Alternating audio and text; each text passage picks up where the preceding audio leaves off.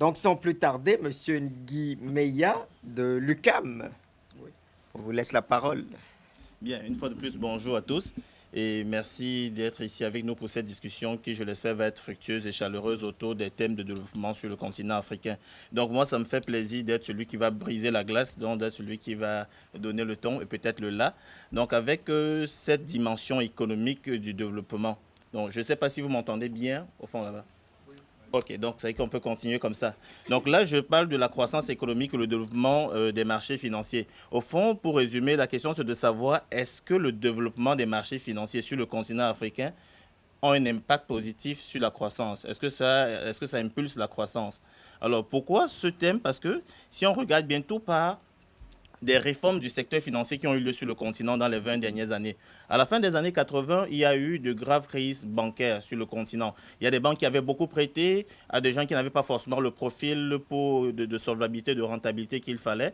Donc ça fait qu'à un moment donné, il n'y a pas pu avoir de recouvrement comme il fallait.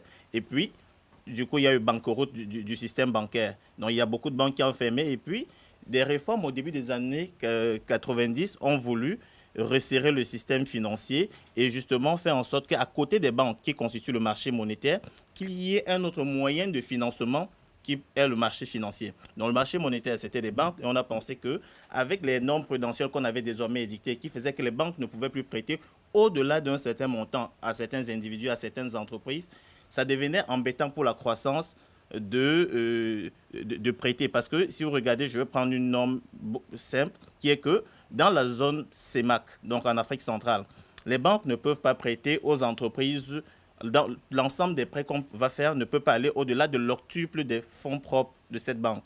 Donc une banque qui a 20 milliards de fonds propres ne peut pas prêter plus que 160 milliards, peu importe ce qu'elle reçoit comme dépôt. Donc ça fait qu'il y a une limitation. Après ça, il y a qu'on ne peut pas prêter à une entreprise plus de 15% de ses fonds propres. Donc ça fait qu'une banque ne peut pas prêter à une entreprise plus de 4 milliards de. Donc peu importe le projet de l'entreprise. Alors si une entreprise a un projet de 50 milliards, la banque ne peut lui donner que 4 milliards d'euros. Et si on met ma contribution, toutes les 13 banques d'un pays que je connais bien, qui est le Cameroun, ça serait difficile d'avoir les 50 milliards. Donc ça fait que les entreprises n'ont pas de quoi se financer et ça peut casser la croissance. C'est pourquoi au début des années 90, on a pensé qu'à côté du marché monétaire, il fallait un marché financier où les entreprises peuvent lever des fonds à plus long terme pour financer leurs activités et financer la croissance. Donc c'est d'ailleurs la raison pour laquelle la libéralisation et la privatisation ont été les thèmes dominants dans les réformes du secteur financier au début des années 90. Et la création des marchés financiers a été perçue comme une condition préalable à l'accession à l'économie de marché. Donc, et on pensait également que les bourses, puisqu'à l'époque, avec les institutions de Bretton Woods et leurs règles qu'elles avaient dictées, on pensait que les bourses de valeur pouvaient faciliter la privatisation des entreprises, parce qu'il y a eu beaucoup de privatisation, et on mettait les bourses comme un moyen de drainer tout ça. Donc voilà le contexte qui m'amène à exposer ce thème. Parce qu'au fond, aujourd'hui et 20 ans après, nous avons aujourd'hui 23 bourses de valeur sur le continent. Au début des années 90, on en avait à peine 12. Donc aujourd'hui, 20 ans après, avec toutes ces proliférations des bourses, toutes ces bourses qu'on a créées, la question sous-jacente est de savoir est-ce que ces bourses servent réellement au développement ou alors ce sont juste des bourses qui sont inutiles et coûteuses. À peu près, c'est ça que je veux savoir. Donc plus scientifiquement, la question, ce serait de savoir si les marchés financiers africains contribuent à une meilleure allocation de l'épargne, parce que c'était ça le but, et si ça contribue à la croissance économique de leur pays. Alors, on va peut-être regarder rapidement la structure des marchés financiers africains, donc cet univers-là. Les marchés financiers africains ont une particularité, on en a 20, on en a 23 bourses. La particularité, c'est qu'en général, il y a une absence de liquidité. Donc, et on peut dire que c'est dû à la faiblesse des transactions, il n'y a pas beaucoup de transactions. Et puis, en général, la taille des marchés également est réduite. À Douala, qui est une ville que je connais très bien pour y avoir vécu une bonne partie de ma vie, la bourse des valeurs qui a été créée depuis 1999 et qui est opérationnelle depuis 2006 n'a que 3 entreprises cotées. Donc, il n'y a pas beaucoup de transactions. Et en plus, il y a la volatilité des cours. Donc, en général, c'est lié à l'instabilité politique, à la faiblesse, à la faible diversification des branches et à la carence informationnelle. Il n'y a pas beaucoup d'informations, il y a beaucoup d'asymétrie. Et aussi, ce sont des marchés financiers qui sont déconnectés des autres places boursières.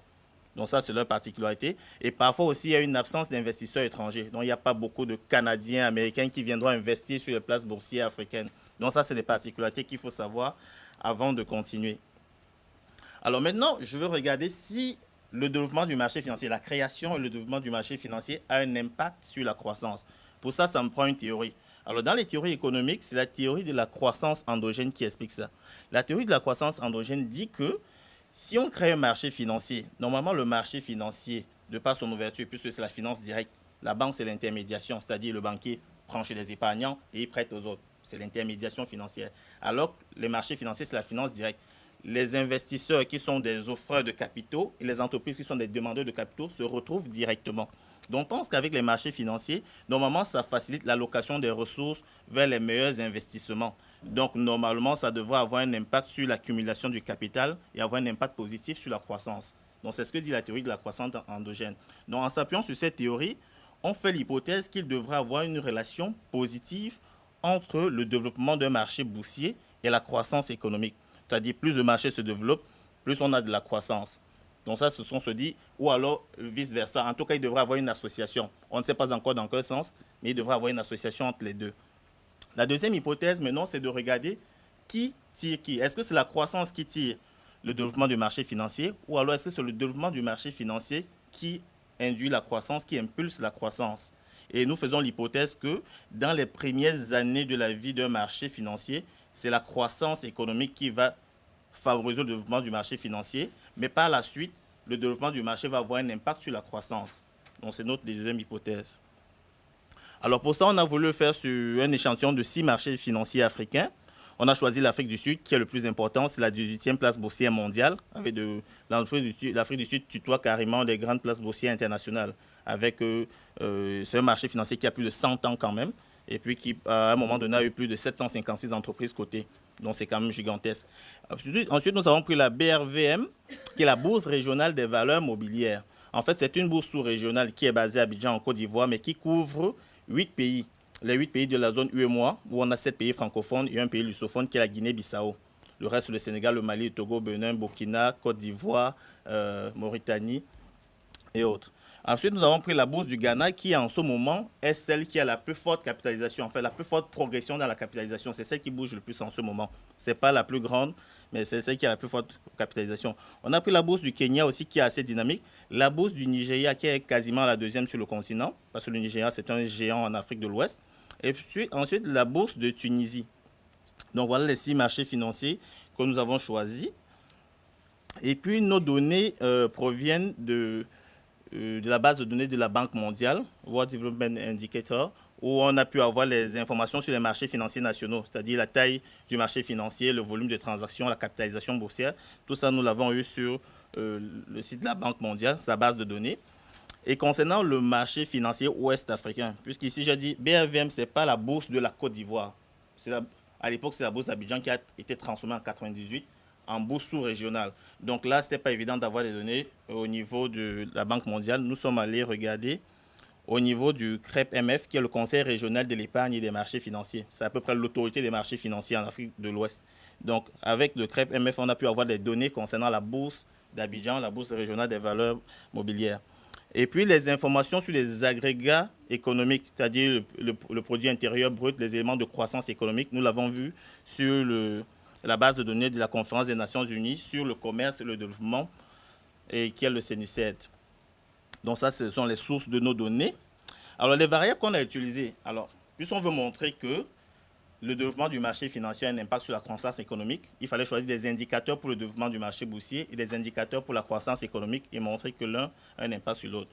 Pour le développement du marché financier, les indicateurs qu'on a choisis, c'est la capitalisation boursière, c'est-à-dire la valeur marchande, la valeur boursière de toutes les entreprises cotées.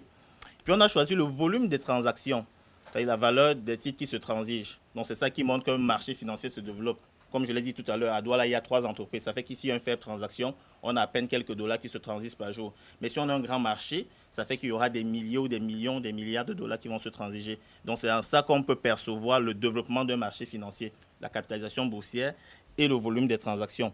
On a aussi regardé le nombre de compagnies cotées. Ça aussi, c'est un indicateur, peut-être pas le plus important, mais qui donne quand même une idée de la grosseur de la bourse.